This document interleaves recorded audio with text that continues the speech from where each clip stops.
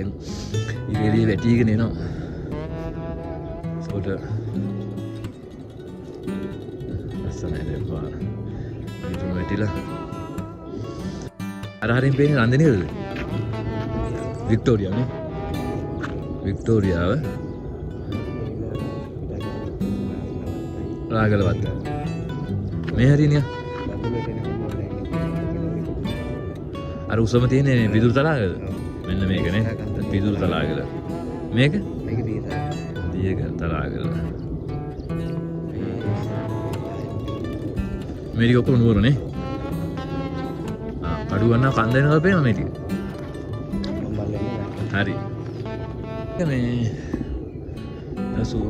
ඔය සුද්දෝ ඉන්න කාලේ එයාලගේ බංගලෝ එකක් කියලා. මොකද මේ වෙවිලි කරුවන් ඉඳලා තියෙනවා මේ සුද්දෝ එයාලගේ බංගලෝ එකක් කියලා තමයි මේක කිව්වේ. අපිට හරියටම දන්නේ නැහැ බලා ගන්න කියලා තමයි අපිට